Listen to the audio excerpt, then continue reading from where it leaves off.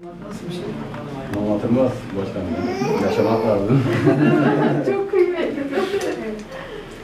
Evet, nasıl tadı var peki? Şanslılarız bizim babayı. Sağ olun. İyi günlere doğmuş. Gamzeniz de var ha. Anne babaya yüklenen vazifeler var. İnşallah. Bebeğimiz kaç günlük? 12. 12 günlük. İşitme testi yaptık. İkinci kez çocuklarından aldık. Emziriyoruz. Başka hiçbir şey kesinlikle vermiyoruz. Anne sütünün artması için de bol bir şeyler tüketiyoruz. Yaz mevsimi olduğu için terleme çok olacaktır. Onun için buna çok dikkat ediyoruz. Bebeğimize anne sütünden dışında başka bir şey vermemek için. Bebeğe su verecek mi? Hayır, 6 ay boyunca sadece anne sütü. Çünkü bebeğin sindirim sistemi yani midesi, yemek borusu ve bağırsakları sadece ve sadece anne sütüne uygun bir şekilde yaratılmış, öyle söyleyeyim. 6 aydan sonra biraz daha geliştiği için ondan sonra ek gıdaya başlıyoruz. 6 aydan önce kesinlikle başlamıyoruz.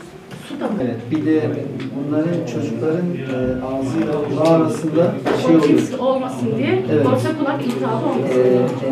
Eğer düz tutarsan o emdiği süt kulağına kaçıyor içeriden. O zaman kulak iltihabı oluyor. Onun için mutlaka böyle 45 derece açıp o hem emzirmek için uygun açıp hem de kulak iltihabı olmasın. Ben de çocuğu yetiştirdim. Evet. Battaniyeniz, bebek bakım çantanız, ateş ölçeriniz, yine bebek beziniz ve ıslak mendiliniz hediye paketinizin içerisinde güle güle kullanın. Allah analı babalı büyüsün inşallah.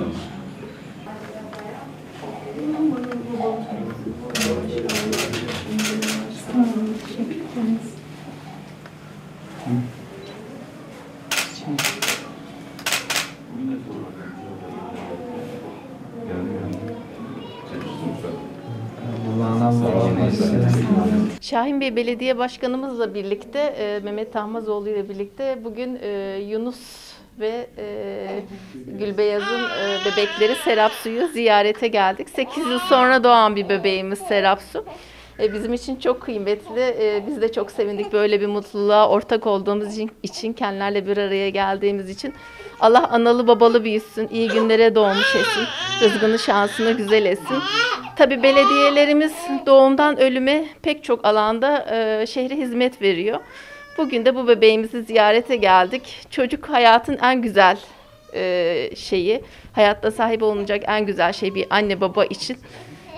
Allah hayırlı etmiş etsin, hayırlara vesile etsin, analı babalı büyüsün. Şahin Bey Belediyesi olarak 2009 yılında başladığımız bir projeydi.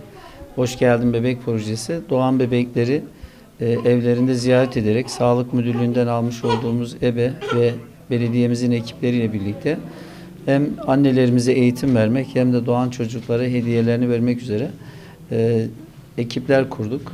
Ve 11 yıldan beri 120 bininci bebeğe ulaşmış olduk. Bugün Serap Su'nun mutluluğuna annesiyle Gülbeyaz Hanım'la Yunus Bey'le birlikte, Sayın Milletvekilimizle birlikte şahit olduk.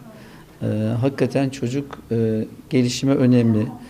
Çocuk ve annelerin bakımı, çocuk sonrası süreç gerçekten önemli. Bu konuda hem kitapçık veriyoruz hem de annelerimizi anne sütünün önemi, bebeğin bakımı, aşıları, neler yenecek, neler yenilmeyecek bu konularda bilgilendirerek daha sağlıklı bir nesil yetişmesine bu vesileyle vesile oluyoruz.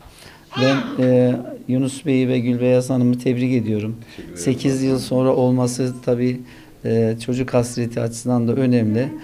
Onların mutluluğunu şahit olduk. Gözlerinden okunuyor. Allah analı babalı büyüsün. İnşallah daha başka bebekleri de olsun, çocuklara da olsun diyorum. Mutluluklar diliyorum. Sayın Vekilimize de sağ olsun birlikte geldiği için teşekkür ediyoruz. Allah mesut bahtiyar etsin. Teşekkür ederim başkanım. Çok teşekkür ederiz. Çok teşekkür ediyoruz. Ben çok mutluyum. 8 yıl sonra anne oldum.